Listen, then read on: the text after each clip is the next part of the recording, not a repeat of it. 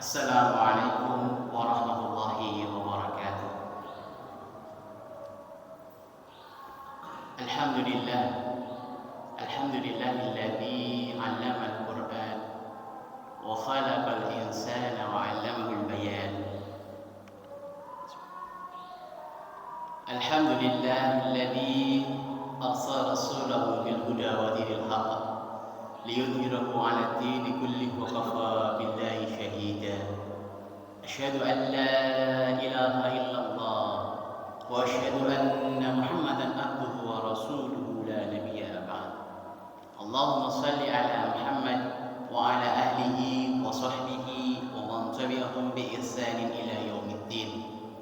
Ya ayyuhalladzina amanu taqullaha haqqa tuqatih wa la tamutunna illa wa antum muslimun. Fa inna asdaqal hadithi kitabullah wa khairal hadi hadi Muhammad wa sharral umuri muhdatsatuha wa kullu muhdatsatin bid'ah wa kullu bid'atin dhalalah. Ma'asyiral muslimin rahimani wa rahimakumullah. Marilah kita terus bersyukur kepada Allah atas segala nikmat yang telah diberikan kepada kita semua, sehingga hari ini kita masih diberikan oleh Allah kesempatan untuk talabul ilmu bersama-sama. Semoga dalam talabul ilmu kita ini dicatat oleh Allah menjadi salah satu wasilah kita menjadi hambanya Allah yang bertakwa. Amin Allahumma amin. Salawat dan salam kita haturkan kepada junjungan kita Nabi Allah Muhammad sallallahu alaihi wasallam, karena beliaulah yang terus kita ikuti dan kita akan terus ittiba kepadanya. Dan dengan salawat itu semoga menjadi wasilah, salah satu wasilah yang nanti kita akan mendapatkan syafaat dari yang kita cintai baginda Rasulullah sallallahu alaihi wasallam. Ma'asyiral muslimin rahimani wa rahimakumullah. Hari ini kita berjumpa kembali di kajian ba'da sholat Jumat, ba'da maghrib di hari Jumat di minggu yang pertama. Kita masih tetap membahas kitab fikih karya Syekh Said Jabi terkait dengan hal-hal yang dibahas oleh para ulama fikih sunnah. Sambil menunggu ini, saya perlu menyampaikan dan menguatkan bersama-sama bahwasanya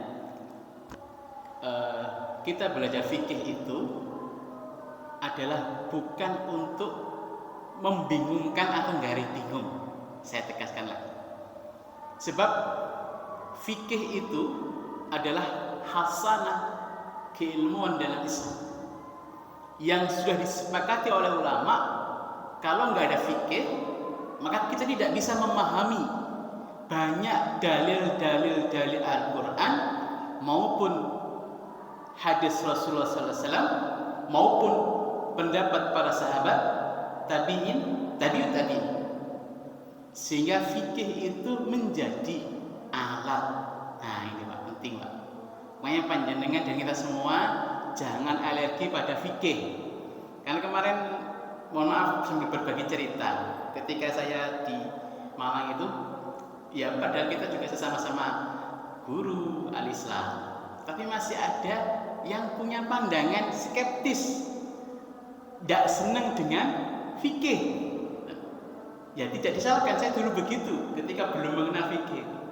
Kenapa? Bingungi, nggak ada kacau.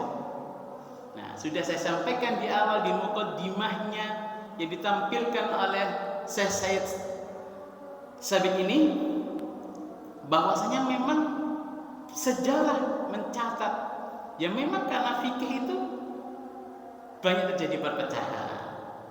Kemudian saudara juga mencatat bahwasanya dalam fikih, perjalanan fikih itu ada yang menjadi kepentingan, kalau bahasa sekarang oligarki. Nah begitu, sehingga salah satu fikih hanya berada di daerah tertentu. Seperti di Indonesia, itu fikihnya yang paling dominan adalah Imam Syafi'i. Kalau di Maroko, para mazhab yang lain. Di negara-negara yang lain, mazhab-mazhab yang lain. Termasuk di Saudi itu, fikih yang dipakai, yang dikuat itu fikihnya kalau tidak salah Imam Imam Malik dan Imam Hambali yang sering dipakai. Gitu. Tapi fikih juga punyanya Imam Syafi'i, Imam Hanafi juga dipakai di sana. Bahkan dulu kalau tahun 60-an sholat itu 4 kali. Fardhu nih Pak ya. Zuhur, asar, maghrib, subuh 4 kali. Tergantung imamnya. Kalau imamnya dari mazhab Syafi'i, ya pertama. Jadi giliran 4 mazhab ini. Itu terjadi Pak di Saudi. Nah, itu jadi, tapi sekarang sudah tidak ngoten ya. Pun ada tunggal. Nah, tapi tetap ada dominasi mazhab. Jadi saya tegaskan kembali bahwasanya kita belajar fikih. Ketika saya juga disuruh untuk isi di sini, saya berpikirnya fikih aja. Bismillah. Kenapa tadi? Fikih itu menjadi kekhasan keilmuan yang harus kita pahami, kita tahu. Makanya berilmu itu dalam agama, mesti memahami agama itu, kita melakukan ibadah, ritual dan agama itu harus dengan dalil. Nah itu. Sebagaimana ada omong sanjangan nih dawuhe Ali bin Abi Thalib, undur yang sudah kita pernah undur maqal wala tandur maqal. Lihatlah apa yang dibicarakan, jangan lihat orangnya. Nah, makanya itu menjadi Imam Ali bin Abi Thalib sudah mengingatkan terkait dengan hal itu. Kalau kita melihat sapa sing ngomong sih, nanti akan menjadi perpecahan. Tapi kalau kita melihat apa sih yang dibicarakan atau dalilnya apa yang dibicarakan, itu yang akan membuat kita nota. Nah, begitu. Jadi pun bosen-bosen ketika kita membahas fikih. Bingung, kita belajar bersama. Boten usah khawatir. Kulo nggih sih belajar. Nek belajar niku makanya saya harus pakai kitab. Kitabnya harus ada. Kalau di pondok dulu itu belajar itu tidak boleh Pak tanpa kitab. Kenapa? Fadilahnya apa? Kalau kita salah, rujukannya adalah ulama yang menjelaskan ini. Karena kita pakai kitab. Tapi kalau nggak pakai kitab, kita bicara. Jika salah, kita yang kena. Nah begitu. Makanya para ulama itu, mohon maaf, di kalangan kita itu pasti akan melihat sanadnya ilmu. Sanad ilmu itu diperhatikan. Nah, salah satunya itu ada kaidah tadi. Ketika salah, kita nggak disalahin langsung gitu loh. Wong kita menyampaikan ilmu. Ilmunya dari siapa? Dari kitab ini. Nah, itu yang menjadi pandangan ulama. Kenapa? Ya paling baik itu harus bersanad gitu. Menggunakan kitabnya, ada kitabnya jadi dasar. Nah ini menjadi penting, makanya ini menjadi spirit kita bersama, khususnya diri saya. Ketika di amanah ini saya ambil fikih. Kemarin kita sudah mengulas terkait dengan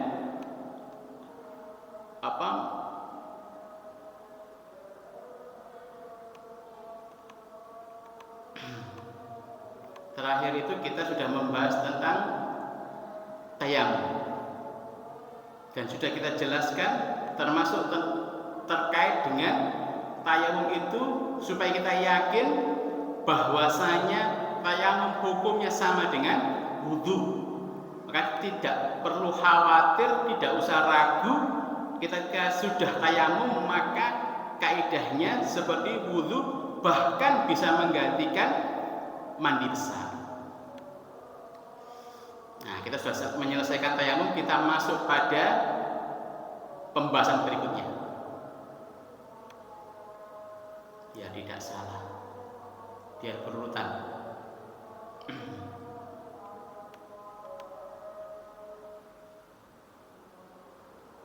Nah, kita membahas tentang haid. Bapak-bapak dan ibu-ibu, ini penting untuk kita ketahui bersama. Meskipun kita laki-laki, kalau ibu-ibu mungkin sudah paham ya, tapi kita sebagai laki-laki harus juga paham pembahasan terkait ini supaya apa? Kita ajarkan kepada istri-istri kita, anak perempuan kita, agar hal ini tidak menjadi problematika.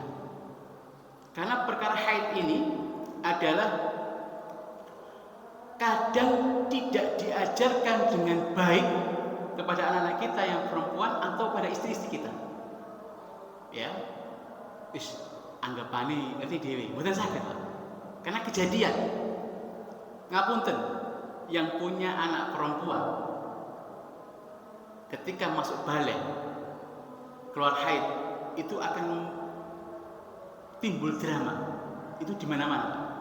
Bingung.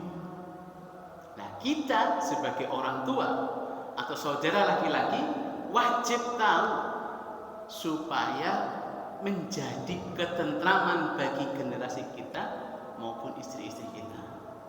Nah, jadi tidak urusan wedok boten. Jadi tetap kita harus tahu sebagai seorang laki-laki terkait dengan hal ini. Jadi haid ini secara bahasa itu sesuatu yang mengalir. Jadi haid itu secara bahasa adalah sesuatu yang mengalir. Maksudnya apa? Adalah darah yang keluar dari kemaluan wanita dalam keadaan sehat. Saya ulangi, ada kata dari ulama. Jadi haid ini harus darah yang keluar dari kemaluan perempuan dalam keadaan sehat. Kalau tidak sehat namanya istihadah.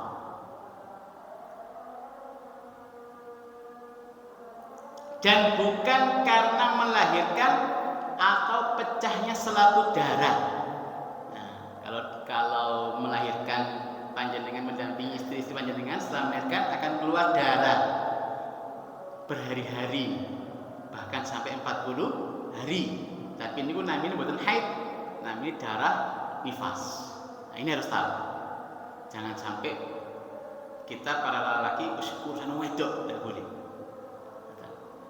Kemudian atau pecahnya selaput darah. Nah, punten, pecahnya selaput darah itu adalah virginitas, tanda seorang perempuan. Jadi kalau sudah pecah selaput darahnya itu sebagai tanda tidak virgin. Nah, makanya itu menjadi ketika itu pecah biasanya keluar darah. Tapi ulama juga membahas kadang tidak keluar darah. Dokter pun juga membahas pecahnya selaput darah perempuan itu kadang juga tidak mengeluarkan darah atau darahnya sedikit biasanya begitu. Lanjut, waktu haid.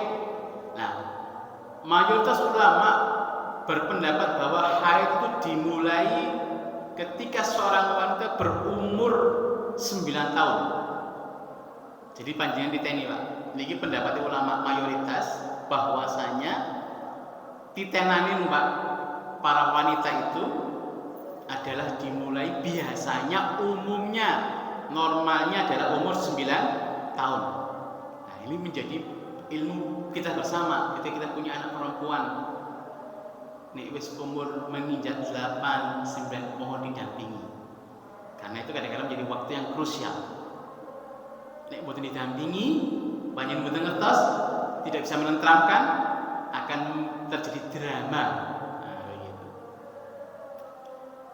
Jadi jika seorang wanita melihat darah keluar dari sebelum usia 9 tahun, jadi ulama menyatakan jika darah itu keluar belum 9 tahun, maka itu belum darah haid.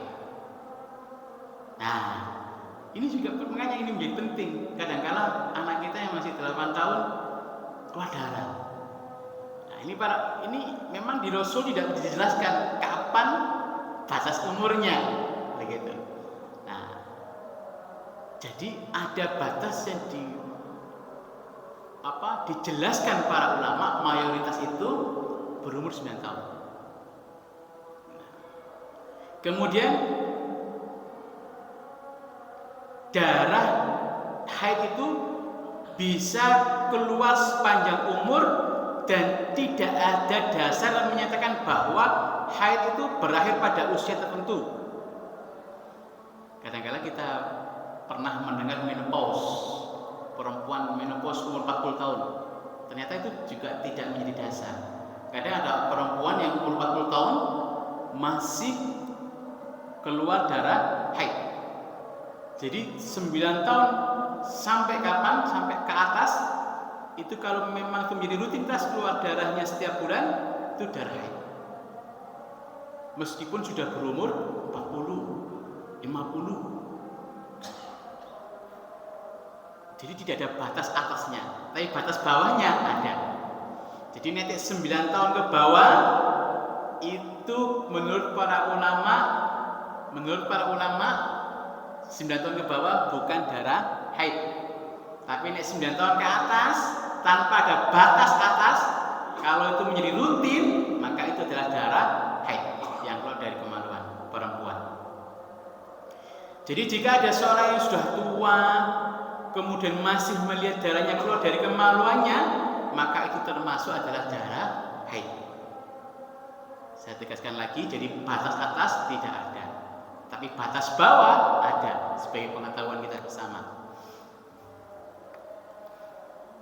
Kemudian terkait dengan warna, ini juga dibahas oleh para ulama dalam kitab fikih, dirangkum sama Syekh Syafi'i. Jadi darah yang keluar dari kemaluan wanita itu dapat dinyatakan sebagai darah haid jika darah tersebut memiliki warna 1 hitam. Nah, sebagai dasar hal ini adalah hadis dari Fatimah binti Abu Hubais bahwasanya ia sering mengeluarkan darah, kemudian Rasulullah SAW berkata kepadanya, jika darah itu keluar, yang keluar adalah haid, maka warnanya adalah hitam yang dapat dikenali. Kemudian Rasul juga menjelaskan, jika terdapat darah yang berwarna seperti itu, maka berhentilah mengerjakan sholat. Jadi darahnya tidak harus merah, ada darah yang berwarna hitam. Jadi itu perlu kita pahami bahwa nanti istri kita, putri-putri kita, waktu sudah menunjukkan 9 tahun ke atas, jika ada darah hitam, maka itu adalah termasuk disebut darah haid sebagaimana dasar hadisnya Rasulullah SAW. Nah, darah haid ini menjadi penghalang untuk sholat. Nah, ini makanya Pak perlu dipahami, kita pahami ilmunya ini. Kalau nggak dipahami, oh darahnya kan biasa merah, ini hitam, oh enggak, berarti wah, jangan dosa membiarkan putri-putri kita ya tanpa dengan ilmu dianggap darah haid itu harus merah, boten. Ternyata kalau hitam itu juga termasuk dianggap darah haid.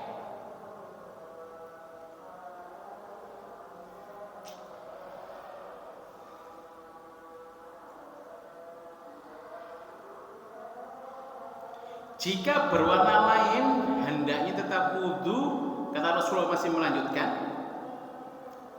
Jika berwarna lain, jadi berwarna lain itu maksudnya boten umum, nggih.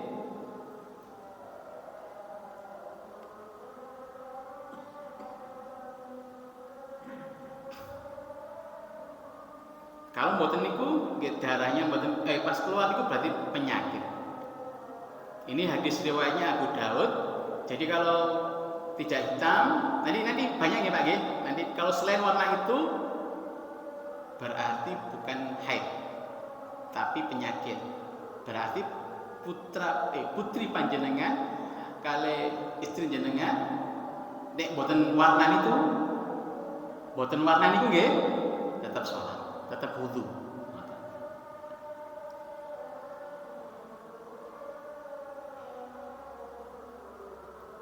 Kemudian yang kedua, kemerahan. Nah, merah jadi sebagai warna asal dasar darah. Jadi kalau warna merah itu berarti adalah darah haid. Kemudian warna yang ketiga adalah kekuningan. Biasanya ini Pak, warna darah biasanya dilihat oleh para wanita seperti nanah, tapi lebih kental dan agak menguning. Kental agak menguning. Jadi selain hitam, merah, kemudian ada kekuningan. Nah, makanya biasanya ini Pak, saya pernah diskusi dengan dokter, diskusi dengan para wanita itu, saya tanyakan memang, kuning ini kapan biasanya? Biasanya di awal atau di akhir? Ini coba panjenengan tanya ke istri panjenengan. Biasanya di awal atau di akhir? Sehingga ketika itu di akhir atau di awal, nah, itu sebagai informasi panjenengan biasanya ditanya sama putri-putrinya, jenengan bisa menjawab. Apakah ini tabu? Mboten asal ngomong tabu. Karena ini menjadi tanggung jawab kita, terutama kaum laki-laki. Dawuh Rasul, dawuh Allah jelas soal itu. Ku anfusakum wa ahlikum nar. Ini penting perintah Allah. Ku anfusakum wa ahlikum nar. Bagi orang laki-laki itu menjaga dirimu, diri kita, wa ahlikum nar, dan keluarga kita dari api neraka. Nah, bagaimana kita bisa melindungi diri kita dan keluarga kita dari api neraka? Ya dengan ilmu. Ini menjadi penting. Betul, saya berpikir tahu Pak, karena sudah saya jelaskan pada saat membahas toharo yang awal, itu juga dulu Rasulullah seandainya tidak ada para wanita Madinah itu lebih kendel Pak. Takok tanglet datang Rasulullah SAW terkait kewanitaan, tentu tidak ada ilmunya. Nah, berhubung ada ilmunya itu, ini beri tanda bahwasanya perihal ilmu hal ini tidak boleh dijadikan tabu, karena ini adalah ilmu. Yang menjadikan tidak baik itu kalau tidak berdasarkan ilmu agama. Yang keempat, keruh, yaitu berwarna antara putih dengan hitam seperti air yang kotor. Berdasarkan hadis Alqamah bin Abu Alqamah dari ibunya Marjana yang dulunya seorang hamba sahaya, dulunya budak, lantas dibebaskan oleh Aisyah radhiyallahu anha. Jadi termasuk budak yang dibebaskan oleh Aisyah radhiyallahu anha. Ia berkata bahwasanya beberapa wanita mengirimkan suatu wadah yang di dalamnya terdapat kapas berwarna kekuningan bekas terkena darah haid. Maka bertanyalah mereka tentang kewajiban sholat kepada Aisyah. Lalu Aisyah menjawab, jangan tergesa-gesa mengerjakan sholat sampai kalian melihat warna kapas itu putih. Nah, hadis riwayat Malik dan Muhammad bin Hasan, dan Imam Bukhari menyatakan hadis ini mu'allaq. Ini menjadi informasi bahwasanya nih haid wanita istri-istri kita dan putri-putri kita itu panjenengan harus tahu sampai harus bersih, tidak ada noda. Nah, saya juga beberapa waktu yang lalu Pak dicurhati, teman kita itu bertanya terkait dengan hal ini. Jadi memang benar ketika Aisyah mengatakan jangan tergesa-gesa sholat sampai benar-benar kapas itu putih. Jadi sampai orang mengajarkan itu dibasuh ditoleti dengan kapas itu supaya tahu, oh ini kapasnya wis ditoletkan di kemaluan perempuan itu. Mboten kok kita ngajar tabung ya. Oh bersih, berarti sudah suci. Dan memang harus ditunggu berikutnya supaya menjadi hakul yakin. Karena teman saya itu bertanya pada saat dia sudah disampaikan istrinya itu sudah bersih katanya. Jima Pak, jima. Lah hari berikutnya masih ternyata ada kotorannya. Itu berarti sebelumnya masih belum bersih. Lah ini Pak, kalau tidak kita pahami ilmunya, kita menggampangkan. Ingat, menyutubuhi istri kita yang dalam haid dalam kitab kabair termasuk dosa besar. Nah ini pentingnya Pak ilmu itu. Bukan perkara wah kita Pak gawe wong wedok. Wong lanang isin, boten Pak. Ini terjadi ketika itu kita tidak tahu ilmunya. Angger wis bersih kita jima sama istri kita, ternyata besoknya masih keluar tanda haid. Nah, makanya dihindari, Pak. Tapi ya, ketika orang itu nggak tahu hukumnya, tidak tahu, Allah mengangkat pena bagi orang yang tidak tahu. Maksudnya apa? Allah tidak mencatat dosa. Tapi ini wis ero ilmu nih, panjenengan akan terjaga dari dosa. Karena mensubuhi istri pada saat haid itu dalam kitabnya Imam Tirmidzi dalam kitab Kabair, kumpulan dosa-dosa besar itu masuk di dalamnya.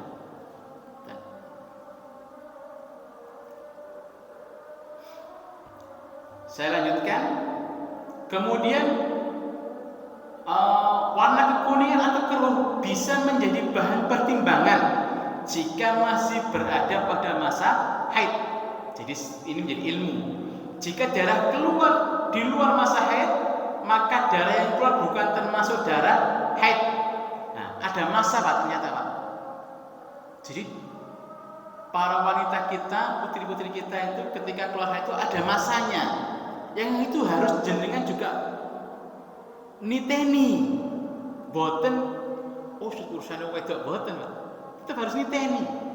Karena pas suatu saat nih, bila panjenengan ditanyai, sampean bisa jawab. Minimal panjenengan bisa memaham siklus haid. Jadi haid itu putri kita, wanita-wanita kita itu ada siklusnya. Jika di luar siklusnya, maka itu bukan haid. Dokter sudah meneliti normalnya itu 28 hari. Makanya haid wanita kita itu bisa tambah maju. Itu normal Pak. Tapi nanti telat, lejuk jadi tanda. Nih panjenengan dapat rezeki malih. Nek telat niku berarti biasa nih. Panjenengan dapat rezeki malih.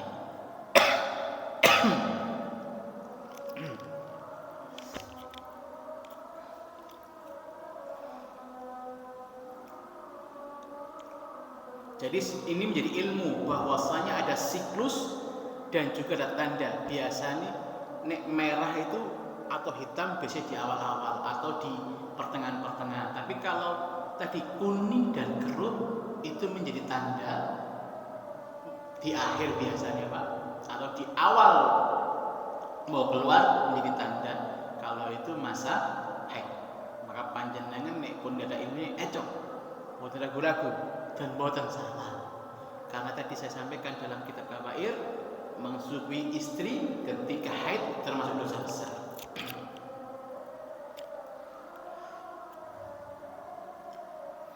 Nah, hal itu juga tanda tadi Pak ya, itu juga menjadi sudah berdasarkan pada hadis Ummu Atiyah radhiyallahu anha yang berkata, kami tidak menganggap darah yang berwarna kekuningan atau keruh sebagai darah haid setelah bersuci. Nah, namun hadis riwayat Abu Dawud Bukhari, beliau tidak menyebutkan kalimat setelah bersuci. Itu menjadikan ilmu bagi kita ya Pak ya. Nah ini ada masa haid, ada dibahas para ulama. Jadi tidak ada, yang pertama tidak ada batas maksimal maupun minimal berkaitan dengan masa haid. Sebab tidak ada dalil yang dapat dijadikan patokan ketika haid itu hanya 7 hari. Haid itu sekian hari, buatan enten dalil ya Pak ya. Nah, saya beri hadisnya buatan wonten ketetapan terkait kapan sih haid itu akan selesai. Tapi periodiknya pasti ada. Normalnya pasti ada. Nah, jika seorang yang telah wanita tersebut mempunyai kebiasaan haid yang berulang, maka hal tersebut bisa menjadikan landasan untuk menentukan masa haid. Jadi para wanita kita itu ada yang 3 hari, 4 hari, 5 hari, 7 hari dan seterusnya. Yang itu kalau berulang-ulang berarti itu bisa menjadi tanda masa haidnya. Sebagai dasar itu adalah hadis Ummu Salamah radhiyallahu anha yang menceritakan bahwa ia meminta fatwa kepada Rasulullah SAW mengenai seorang wanita yang selalu mengeluarkan darah. Maksudnya mengeluarkan darah dari kemaluannya. Kemudian Rasulullah SAW dawuh, hendaknya ia mengamati jumlah malam dan siang selama menjalani haid serta jumlah harinya pada setiap bulan. Setelah mengetahui masa haid dan jumlahnya, hendaknya ia meninggalkan sholat pada waktu tersebut, serta berakhirnya masa haid hendaknya ia membalut kemaluannya dengan sehelai kain lalu mengerjakan sholat. Ini hadis riwayat Bukhari, Muslim, Abu Dawud, An-Nasai dan Ibnu Majah. Jadi ini juga menjadi Rasulullah memberikan informasi ilmu, Pak, Bu. Jadi kalau sudah rutin menjadi pegangan kapan masa haidnya itu dan berapa harinya haidnya itu, yaitu menjadi kenormalan masanya yang menjadi pegangan. Di luar dari kenormalannya itu, maka itu disebut darah istihadhah para ulama. Dan nanti juga akan dibahas selanjutnya insya Allah. Jadi ada ulama yang memberikan batas sampai 14 hari. Jika ada lebih dari 14 hari, maka dasar hadis ini adalah dikasih pembalut, tetap wudhu, sholat, karena lebih dari 14 hari. Nah itu. Maka lebihnya adalah darah istihadhah, gitu. Darah penyakit, bukan darah haid, karena darah haid menghalangi sholat yang itu ketika dilaksanakan pada saat haid dosa besar. Termasuk dalam kitab kabair, sholat orang perempuan yang haid maksudnya tidak tahu lah, disengaja. Kalau tidak sengaja itu tidak tahu, tidak disengaja itu mungkin tidak tahu ya. Tapi kalau disengaja, bekne izin, contoh itu ngapunten siswi-siswi kita di tempat-tempat sekolahan kadang-kala izin ketika bekne SD kelas 6 keluar haid, kemudian dia tetap sholat. Nah itu disengaja. Kalau kita tidak memberikan penguatan mental kepada anak-anak kita, maka dosa. Membiarkan anak-anak kita dalam kedosaan. Karena sudah jelas qu anfusakum wa ahlikum nar. Kita mendapatkan amanah dari Allah Subhanahu wa taala untuk menjaga diri kita dan keluarga kita dari api neraka.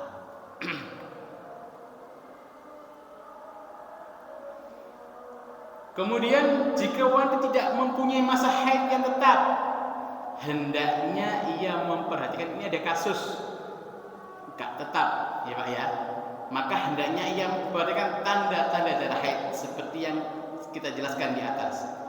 Hal ini berdasarkan pada hadis Fatimah binti Abu Hubais yang telah disebutkan di atas dan sabda Rasulullah SAW yang berbunyi darah haid adalah berwarna hitam sebagaimana yang telah diketahui.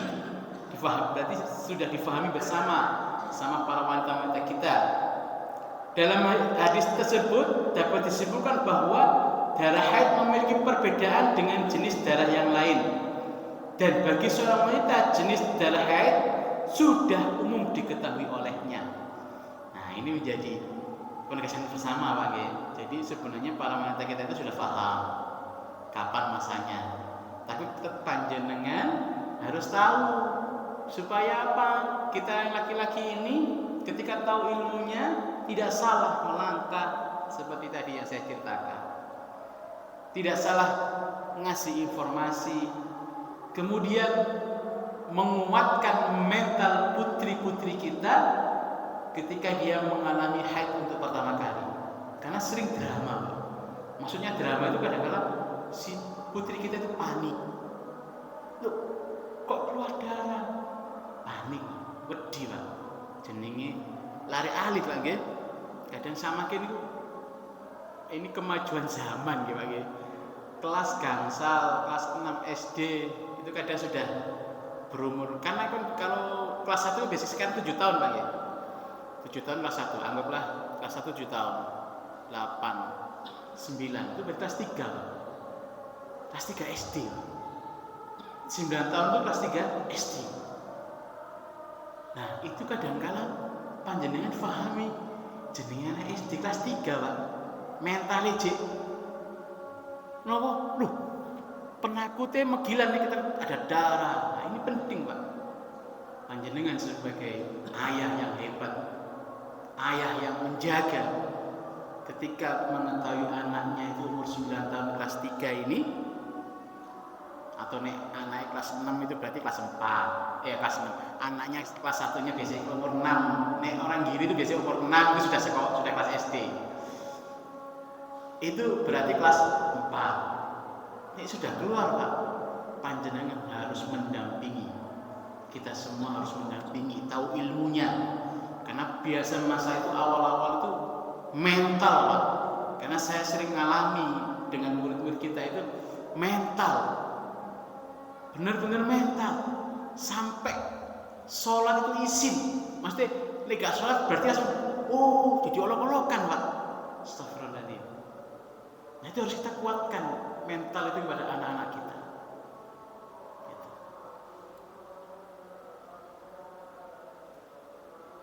Jadi sudah dipahami kita bersama terkait hal itu. Wes itu urusan ibu mboten asal, Pak. Nggih ngapunten. Nek ibuke sik wonten.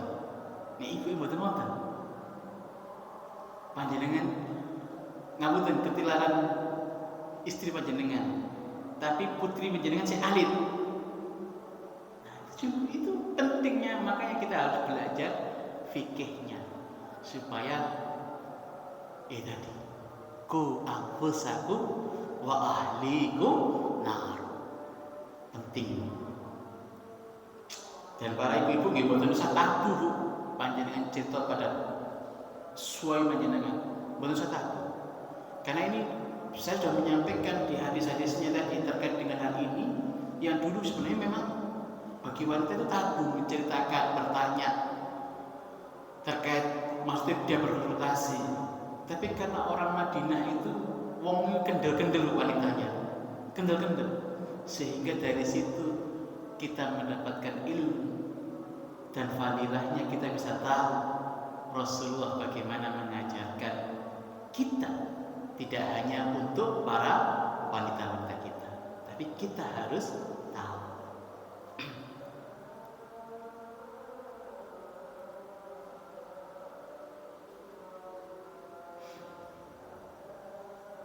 Sekarang masa bersuci di antara 2 haid.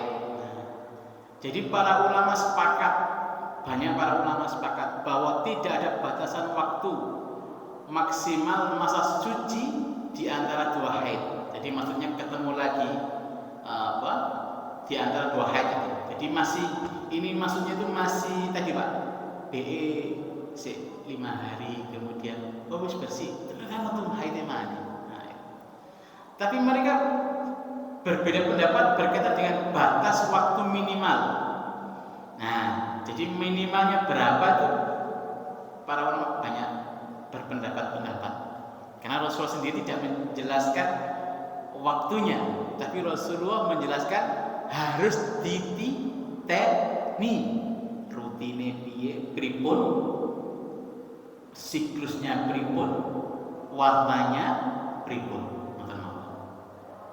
Nah, salah satu pendapat bahwa ada batas waktu minimalnya suci haid, yaitu 15 hari.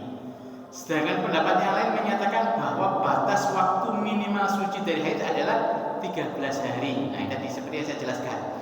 Nah, pada dasarnya tidak ada dalil yang dapat menjadikan sebagai pegangan mengenai waktu minimalnya suci dari haid. Jadi masa haidnya itu memang tidak ada dalil yang jelas, tapi para ulama memberikan batasan. Yang 14 tadi adalah Imam Syafi'i. Di para ulama yang lain ada yang 13, ada yang 15. Maka ini menjadi dasarnya tempat panjenengan sing paling umum di sini itu 14 hari. Umumnya mengambil dasar 14 hari. Jadi kalau lebih dari 14 hari itu dianggap istihadah. Karena memang dalil sing cetha mboten wonten. Jadi batas mboten wonten. Kita masalah haid penjelas Pak ya. Ini sebagai referensi, mboten usah tabu panjenengan kita semua laki-laki. Ayo ini belajar. Kita bersama-sama belajar. Dasar kita adalah ku anfusakum wa ahlikum nar. Yang berikutnya terkait dengan nifas. Nah, nifas ini secara pengertiannya itu semua sudah sepakat, tidak ada ulama yang berselisih. Jadi nifas itu adalah darah yang keluar dari kemaluan wanita kita setelah melahirkan. Baik itu bayinya hidup maupun bayinya sedok.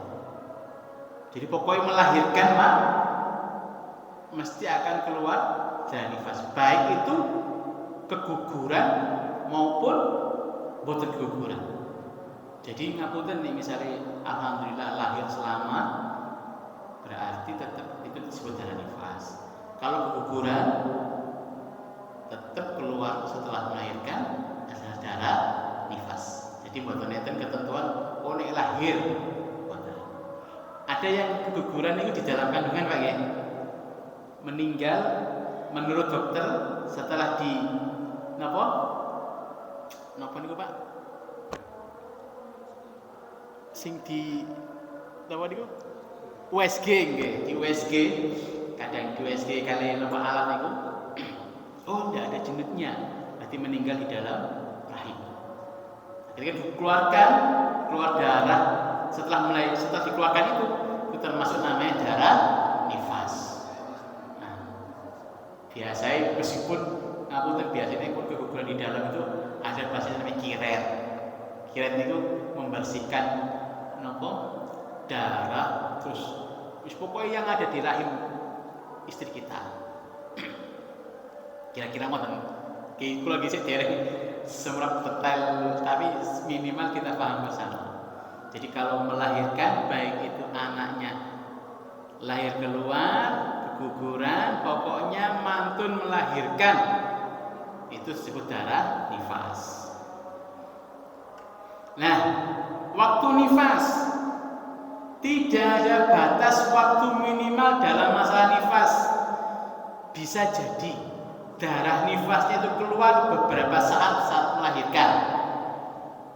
Nah, bisa jadi Pak. Memang pernah juga, mohon maaf, dalam keluarga kita juga pernah mengalami setelah melahirkan itu cuma 1 minggu. Itu juga pernah. Hanya beberapa hari juga pernah. Kemudian jika seseorang wanita melahirkan dan darah keluar setelah melahirkan terhenti dan tidak mengeluarkan darahnya, maka masa nifasnya telah berakhir. Jadi boten nunggu 40 hari.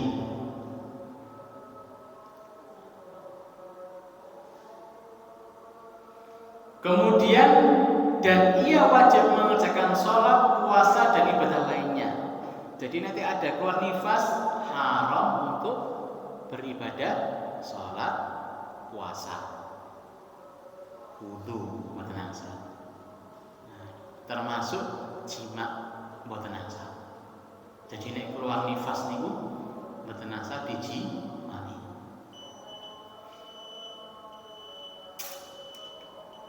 Sementara untuk batas maksimal nifas adalah 40 hari.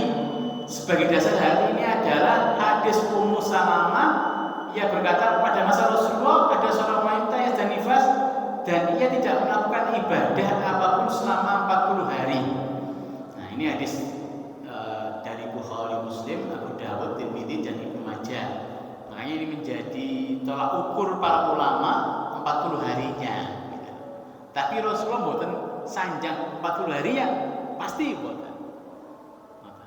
Tapi ada memang kejadian yang itu menjadi dasar para ulama untuk menentukan batasnya adalah 40 hari. Setelah minum hadis ini, kemudian Imam Tirmidzi berkata, para sahabat Rasulullah SAW, tabi'in dan generasi berikutnya sepakat bahwa wanita yang sedang nifas meninggalkan sholat selama 40 hari kecuali apabila ia sudah bersuci sebelum habis puasa tersebut, maka mereka diwajibkan mandi dan mengerjakan sholat. Jika darah tetap keluar setelah 40 hari, mayoritas ulama berpendapat ia tidak dibolehkan meninggalkan sholat setelah lewat 40 hari. Jadi nek pun 40 hari kok keluar, berarti boten asal sik nifas boten. Berarti sudah harus sholat.